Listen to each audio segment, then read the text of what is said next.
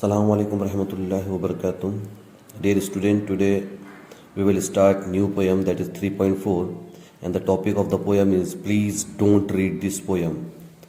इस पोयम का जो टाइटल है इसका मीनिंग इस तरह से होता है कि मेहरबानी करके इस नज़म को मत पढ़िए। ठीक है, आप वहाँ पर एक्सक्लेमेशन मार्क देख रहे हैं। ठीक है, ये जो आप देख रहे हैं निशान इसको एक्सक्लेमेशन मार्क कहते हैं।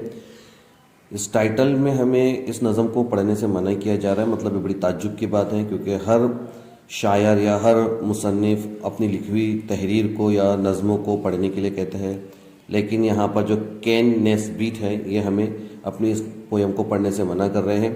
तो आइए फिर भी हम इस नज़म को पढ़ेंगे। सो पोयम स्टार्ट होती है पेज नंबर 74 पर और टाइटल यहाँ पर वंस अगेन हम देख रहे हैं लिखा हुआ है please don't read this poem. मेहरबानी करके इस नज़म को मत पढ़िए। So let's start and I will recite this poem for you and after that I will translate it. So please pay attention. Please don't read this poem, it's only meant for me, that's it, just move along now, there is nothing here to see. तो इस पहला stanza में हमें यह बताया गया है कि इस नज़म को मेहरबानी करके मत पढ़िए क्योंकि इसका ताल्लुक मुझसे है। शायर कहते हैं कि इस नज़म को आप मत पढ़िए, ये नज़म मेरे लिए लिखी हुई है। दैट्स इट, बस इतना ही। जस्ट मूव अलॉन्ग नाउ, अब आगे बढ़िए। There is nothing here to see, क्योंकि यहाँ पर देखने लायक कुछ भी नहीं है। आते हम सेकेंड स्टैंजा पे। Besides I am sure you'd rather just go outside and play. So put the poem down now and slowly back away. दूसरे स्टैंजा में शायर ये कहते हैं, इसके अलावा मुझे यकीन है कि तुम बाहर जाओगे और खेलोगे। मतलब मेरी नज़म को आपको नहीं पढ़ना है इस वक्त, अभी क्या करिए आप बाहर चले जाओ और खेलो। So put the poem down now, और नज़म को नीचे रख दो यानी बाजू में रख दो, एंड स्लोली बैक अवे, और आहिस्ता से वापस चले जाओ। Hey why are you still reading, that isn't very nice, I have asked you once politely, don't make me ask you twice. Third stanza में शायर कहते हैं, अरे आप अभी भी मेरी नज़म को पढ़ रहे हो, ये अच्छी बात नहीं है।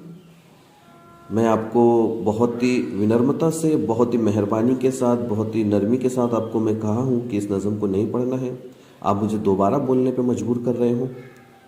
आई am telling you it's private, to not read one more line, hey that's one more, now stop it, this isn't yours, it's mine. शायर कहते हैं कि मैं तुम्हें बता रहा हूं कि ये ज़ाती है, मतलब ये मुझसे ताल्लुक़ रखने वाली नज़म है, ये प्राइवेट नज़म है, इसको मत पढ़िए। एक लाइन भी इसकी मत पढ़िए आप। अरे एक लाइन और आपने पढ़ ली, अब रुक जाओ, ये तुम्हारी नज़म नहीं है, ये तुम्हारे से ताल्लुक़ रखने वाली नज़म नहीं है, ये तो मुझसे ताल्लुक़ रखने वाली नज़म है। You are not allowed to read this, you really have to stop, if you don't quit this instant, I swear I will call a cop. वो कहते हैं कि तुमको ये नज़म पढ़ने की इजाज़त नहीं है, तुम्हें वाकई में रुकना चाहिए और फ़ौरन इस नज़म को छोड़ देना चाहिए। अगर तुमने इस नज़म को अभी पढ़ना नहीं छोड़ा तो मैं कसम खाता हूँ कि मैं पुलिस को बुला लूँगा। He'll drag you off in handcuffs, he'll lock you up in jail and leave you there forever until you are old and frail.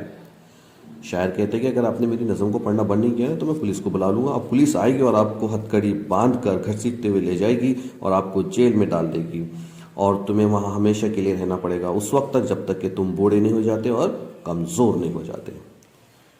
Your friends will all forget you, you won't be even missed, your family too will likely forget that you exist.